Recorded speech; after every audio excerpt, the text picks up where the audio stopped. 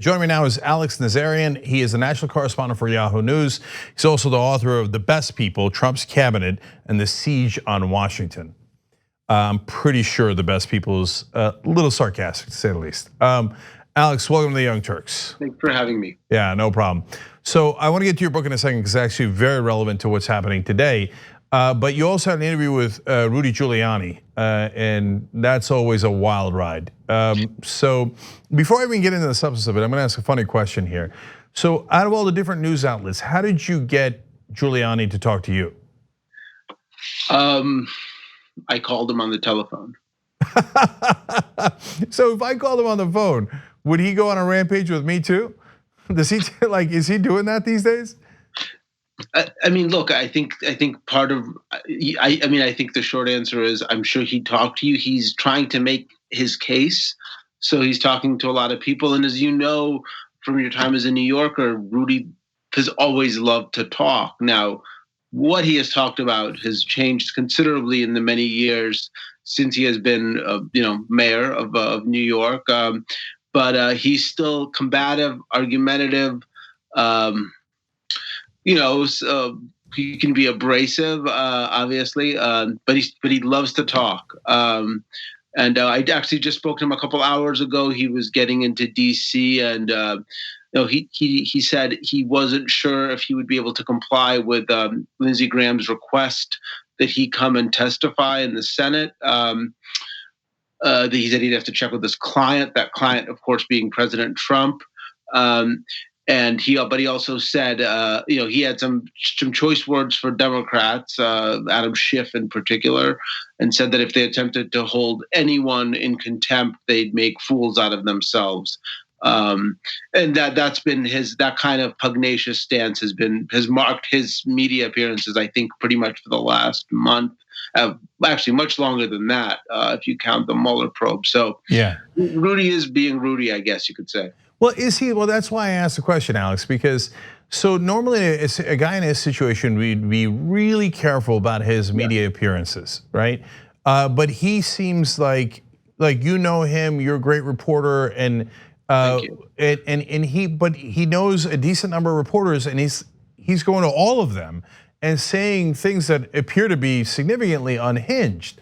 And so I don't necessarily think this is the same old Rudy. I mean, he's calling people morons. In the interview with you, he called somebody a nitwit. He said in your interview that Adam Schiff was hiding the whistleblower under his skirt. I mean, these are not rational things that the lawyer for the president should say. I mean, I know this is a funny one to stick out, but he talked about how he had got the highest grade in constitutional law.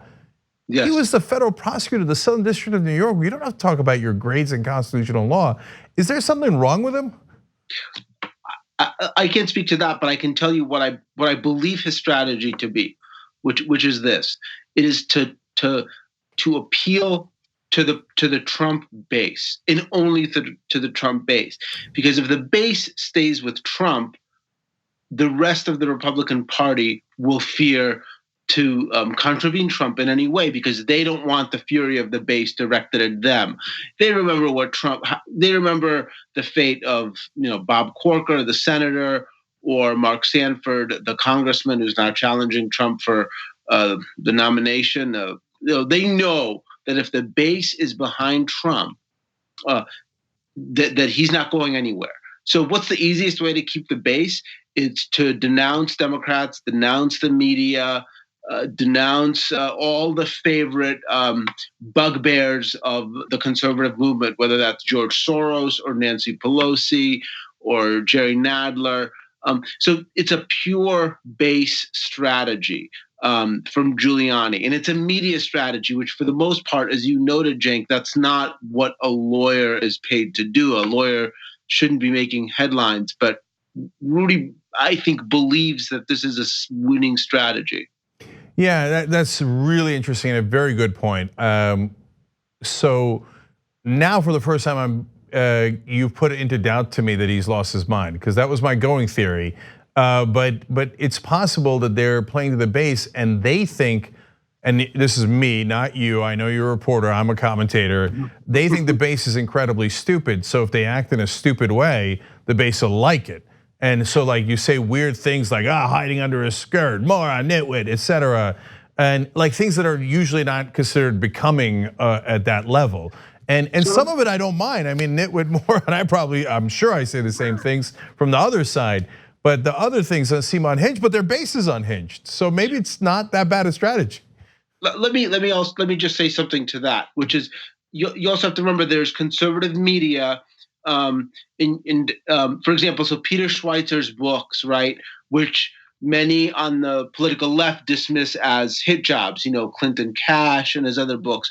But for people on the right, those are serious investigative reports into corruption by the Clintons, the Bidens, and others. So when Rudy talks about Peter Schweizer, he's appealing to a readership that is already disposed to believe the Bidens are corrupt, the Clintons are corrupt. They are informed. The base is informed. It's just informed in a very different way than a lot of other people, specifically people on the left. I think we have to just be mindful of the fact that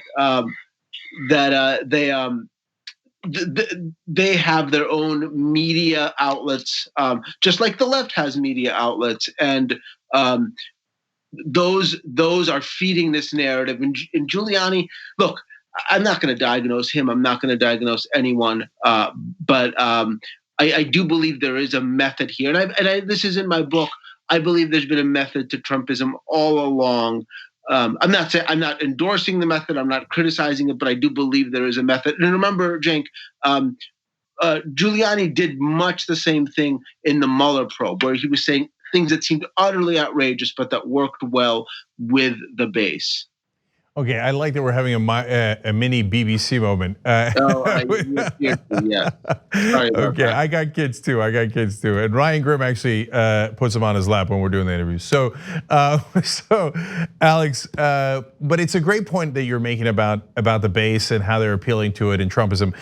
But it's interesting, and I'm not sure that I fully agree about whether it's a strategy. So let's dive into that, and that goes to your book theme as well. So what do you think is the strategy that they're using that could potentially be politically savvy, even if you don't agree with it?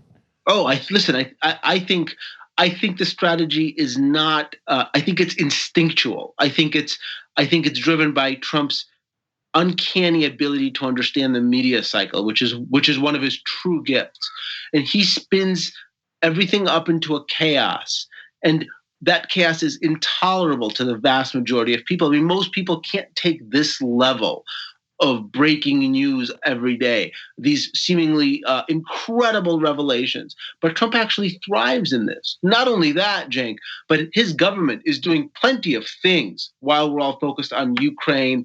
What did Kurt Volker say? What did Sondland say? While we're looking at that, the rest of the government isn't sitting there checking Twitter. It's doing the work that he promised he would do. It's privatizing federal lands. It's expanding oil and gas rights. It's rolling back protections in education. Now, some people may agree with that, but what I think is really stunning is how little attention we're paying to that work. They're installing judges, dozens and dozens of judges that we simply are not able to pay attention to. So I think it's a shock and awe strategy. If you talk to the likes of Steve Bannon, he'll say that they will all but say this is how we want. This is how we have always wanted to run things. Now look, that could be revisionism. But even if it is, I think it's not an inaccurate description of what has happened in this administration, which is they've utterly overwhelmed our ability to follow along. So, Alex, there's a lot of truth to that. In fact, today we did the story about how Betsy DeVos is in contempt of court because there's 160,000 students who were supposed to have their loans forgiven from scam private colleges, and she just won't forgive them. She just keeps sending them bills and in a sense, literally robbing them. And so that's happening while, to some degree we're distracted. But one more question, at least that's again relevant to today. So Trump I think, again, to the core of your book, my theory is that he picks people like a mob boss does, not based on competence, but based on loyalty. Because if you're doing things that are wrong, loyalty is a more important trait for you than being really competent at your job. But he does not return the loyalty. So there's a long list of people under Trump's bus. Jeff Sessions, Michael Cohen's in prison. I mean, Giuliani is very confident that Trump's going to stick by him. Really? Ask his former lawyer, who's in a penitentiary. So, and I could list literally 24 other people that he's thrown under the bus. So, is there a point where that breaks and Mitch McConnell goes and talks to his caucus and goes, "Guys, we're next, so let's take him out before he takes us out"? Cenk, that's an excellent point, and I want to just say I genuinely enjoyed this conversation. You've asked really good questions, but to answer that question, no, not with not you mentioned McConnell. The judges are his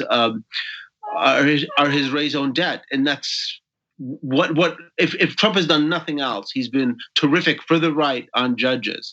He's rolled back he hasn't rolled back every regulation, but he's certainly tried to roll back as many regulations as possible. So I don't see it. I mean, the likes of Giuliani and McConnell are too crafty, too good at politics to think that, to sort of believe that Trump would ever be loyal to them. They understand. I do think some people around him understand the nature of this relationship, and others like Pruitt did not, which is why they fell by the wayside. They thought the loyalty would be reciprocated when it clearly was never going to be, and Trump would jettison them as soon as it became necessary to do so. But Rudy knows the game he's playing. McConnell knows. I think some other lesser figures don't, and they're clearly learning, and some of them, like Michael Cohen, are learning in prison. So. Yeah. All right. So obviously, the last chapter of the book, in a sense, has not been written yet, and we're all on pins and needles, waiting to see how that's going to go. But I hope you continue to cover what this administration is doing, because Ukraine doesn't stop the rest of what's happening. And again, your viewers may agree or disagree with what it's doing, but they should know this administration doesn't stop. So yeah, that's important. 100%. That's why we try to cover all the topics here too. And Alex, thanks so much for coming in and talking to us. Really appreciate it. Thank you. All right, and everybody, the book is The Best People, Trump's Cabinet and the Siege on Washington. 2 easy ways to follow the Young Turks. One is hit the subscribe button down below, then you're a TYT subscriber. And second is ring the bell. And when you do that on YouTube, you're notified of our videos.